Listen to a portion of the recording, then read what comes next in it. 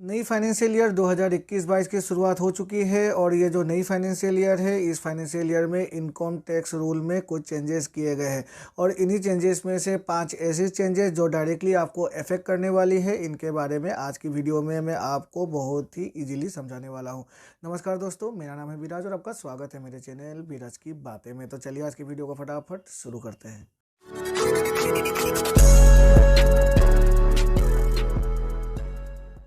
Income tax rule में जो पहला बदलाव किया गया है वो बदलाव किया गया है पीएफ टैक्स रूल को लेकर। अगर आप एक एम्प्लॉय है जो अपनी पीएफ कंट्रीब्यूशन कर रहे हैं हर महीने और आपकी कंट्रीब्यूशन अगर सालाना 2.5 लाख से ऊपर हो जाती है तो 1 अप्रैल 2021 यानी कि जो नई फाइनेंशियल ईयर है उस पर आपको टैक्स पे करना पड़ेगा।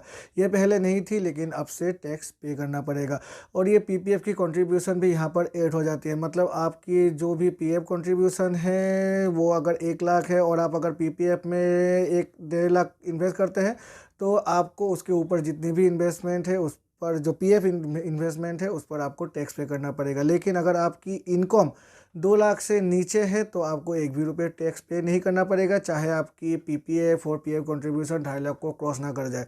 तो ये भी आपको ध्यान में रखना है। तो जो पहला बदलाव किया गया है वो यही बदलाव है और ये डायरेक्टली अफेक्ट करने वाला है सैलरीड क्लास पीपल को। दूसरा जो बदलाव किया जा रहा है वो किया जा रहा है टीडीएस रूल में।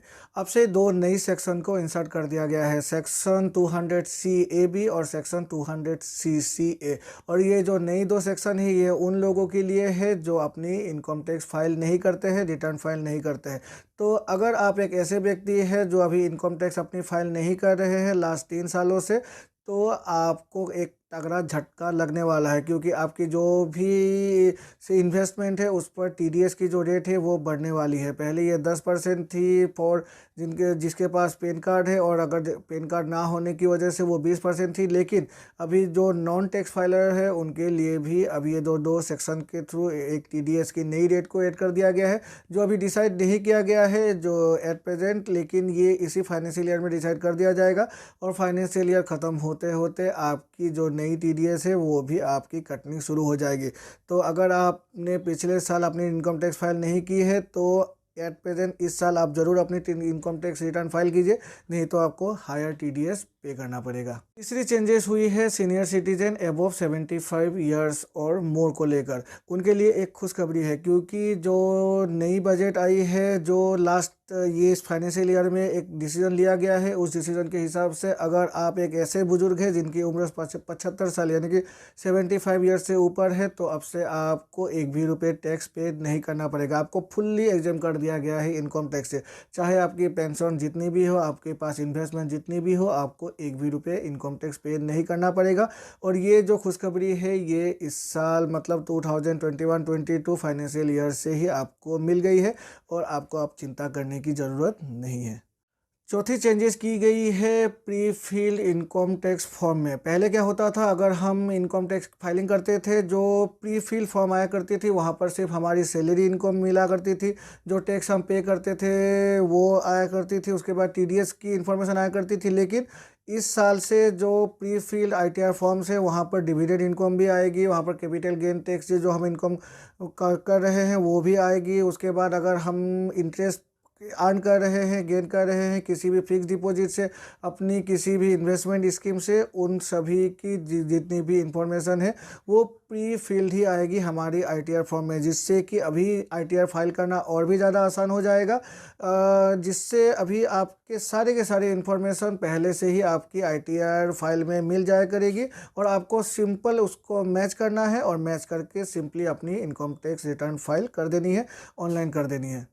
और जो 5वीं चेंजेस हुई है वो भी सीधे सैलरीड क्लास के लिए ही हुई है।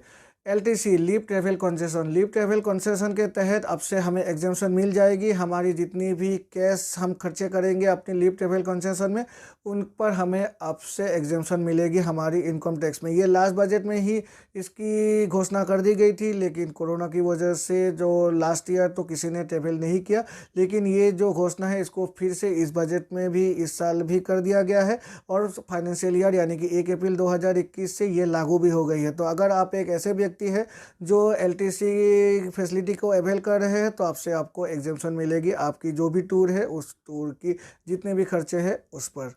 तो ये थी वो 5 चेंजेस जो 1 अप्रैल 2021 से लागू हो गई है, यानी कि ये जो नई फाइनेंशियल ईयर है 2021-22 इस पर लागू हो गई है। यहाँ पर बहुत सारे चेंजेस किए गए हैं, लेकिन ये 5 चेंजेस ऐसे हैं जो डायरेक्टली सैलरीड क्लास को अफेक्ट कर रहे हैं या फिर सीनियर सिटीजन को अफेक्ट कर रहे हैं, इसीलिए इस 5 चेंजेस को ही मैंने अपने इस वीडियो में डाला। बहुत सारे चेंजेस हुए हैं जिसके बारे में अगर आपको जानना है तो आप नीचे कॉमेंट्स में लिखिएगा, मैं आपको पूरी की पूरी इन्फॉर्मेशन दे दूंगा, लेकिन उन सभी के बारे में सभी को जानना ज़रूरी नहीं है। मिडिल क्लास के लिए ये 5 चेंजेस ही ऐसे चेंजेस है जो इनको डायरेक्ट अफेक्ट करने वाला है।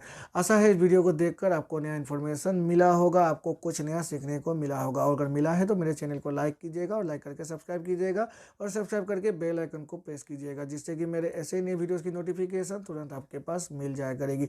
तो चलिए मिलते हैं अपने अगले वीडियो में, तब तक के लिए goodbye and take care.